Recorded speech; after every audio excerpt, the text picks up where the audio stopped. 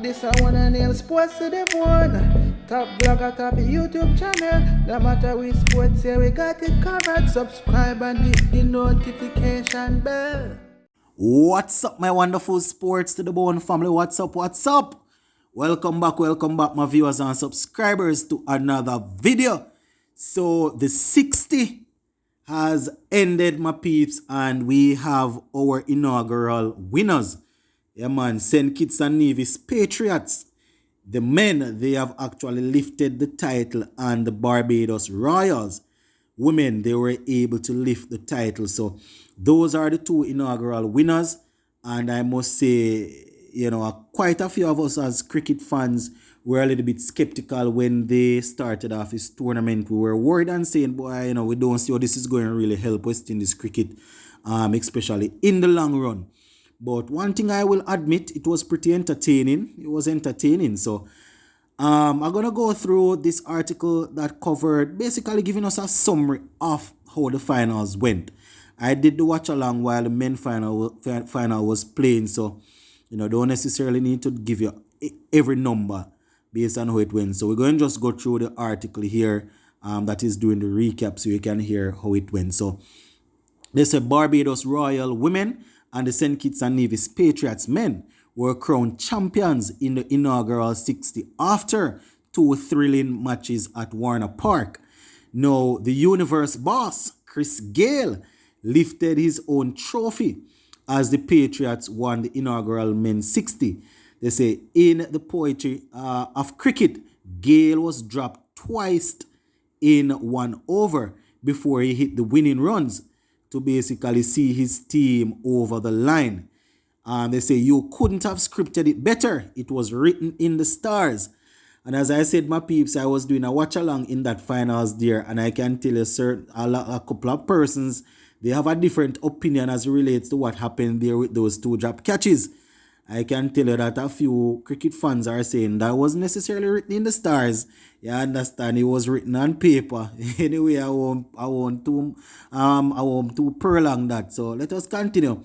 They say when put into bat in the men's final, the Trinbago Knight Riders had a tricky start to their innings, losing two early wickets and finding themselves at 6 for 2 after just 9 balls. Sunil Narayan, who had batted so brilliantly in the semi-final, was dismissed without scoring before some incredible wicket-keeping from Joshua De Silva saw the back of Tian Webster. If you guys didn't get a chance to see that that catch behind the stump by Joshua De Silva, you need to check it out. It was brilliantly done. They say Andre Russell looked to be the difference and was striking the ball pretty well, but a stunning piece of fielding put an end to his efforts before Terence Hines and basically Terence and a couple of other guys that came after were sent packing. I think it was Evan Lewis that run Andre Russell out. Now, the resistance basically came in the form of Tian Webster, Tim Cypher, who got 37. Yeah, man, he got 37, and that is how the Knight Riders were able to get 85, in the 80s, around about 84, 85. And as you can imagine, the St. Kitts and Nevis Patriots, they were able to get that quite comfortably. Now, the chase started with the Patriots, who unlocked the extra power play for the first time in the tournament. And they raced to 43 without loss after just 20 balls. Now, Russell, he made the initial breakthrough, bowling Lewis for 21. And Narayan basically made light work of Brevis, who went without scoring. But the excitement really started when the universe boss strolled to the crease, my viewers and subscribers. They say with the trophy named after him and internal bragging rights on the line, he came out with his usual intent and went aerial. This was also, this also has its danger, as he was actually dropped a couple of times. They said just needed 13 from 12 ball when he was dropped. I think by Jaden Sears and then Anderson Phillip. So they say with 7 needed after last over, Gale and Fletcher rotated strike until they wanted about 4 runs, and it was the man himself, Mr. Christopher Henry Gale, aka the Universe Boss, that was able to bring the winning runs up. Ravi Rampal bowled a ball on his leg and he was able to clip it down to the boundary for 4, therefore bringing victory to his side. So Gale and the St. Kitts and Nevis Patriots, they actually won, my viewers and subscribers. So that is basically a quick synopsis of how the game went. So just to give you a quick recap of the females game, Shakira Salman, who has been doing a lot of commentary work these days, produced a magical spell to stun the Trinbago Knight Riders women and help her team become the first to lift the Women's Universe Boss Trophy. They say with the Knight Riders already on the ropes, Salman claimed 3 wickets in the penultimate over to clean up the Knight Riders batters and ensure a 15-run victory. Batting first, the Royals openers, Captain Haley Matthews and Alia, set the foundation before Matthews was actually removed for 15. Now, their troubles continued when the informed Tryon was stumped without adding to the score. And a couple of other players were removed after. We saw, some brilliant bowling from Anisa Mohammed in the middle over. They say Henry, she put up some resistance with 15 and 15 and the batting side reached 64 before Cooper was stumped for 6 and the Royals were all out for 65 or 56 deliveries. So 65 or 56 deliveries basically gave the next team a total of 66 to get. So you say it had been an all-round effort in the field by the Knight Riders, and with Deandra Dutton opening the batting and the inform, they looked confident as they came out to chase the runs in pursuit of the title.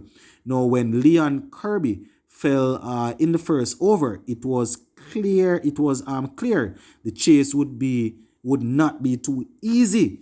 You understand? But the ladies came and they were there trying to get things done. But as I said, Salman, she was extremely good, my viewers and subscribers. So Barbados Royals, they were able to clean them up and secure victory for the Barbados Royals. So those are the 2 teams, my peeps, taking the title. As I said, we were a little bit skeptical as cricket fans when they started out the 60 because we were saying, we're not too sure how this is going to help to improve Test cricket or ODI cricket.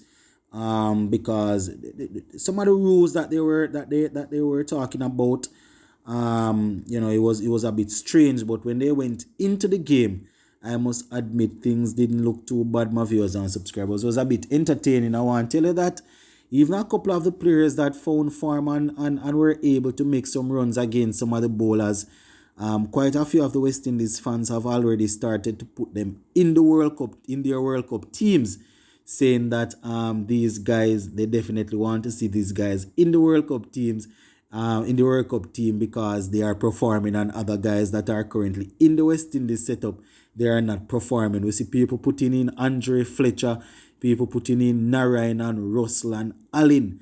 All of these guys are getting, they have their fans that are saying that these guys need to be in the squad in order to go to Australia. But we're going to see how it go, my peeps. We're going to see the lead selector, Desmond Haynes, had indicated that they're going to be looking at a couple of the players in the CPL also to see if they can select a couple of them to go to Australia. So, yeah, that is all she wrote, my viewers and subscribers, for the 60. As I said, it wasn't too bad at all. It probably proved quite a few of us wrong. So we're definitely looking forward to see how things will move forward as it relates to that tournament. So yeah, that is it, my peeps. We're going to leave this one right here for now. Let's go and big up on yourself until next time. I'm out.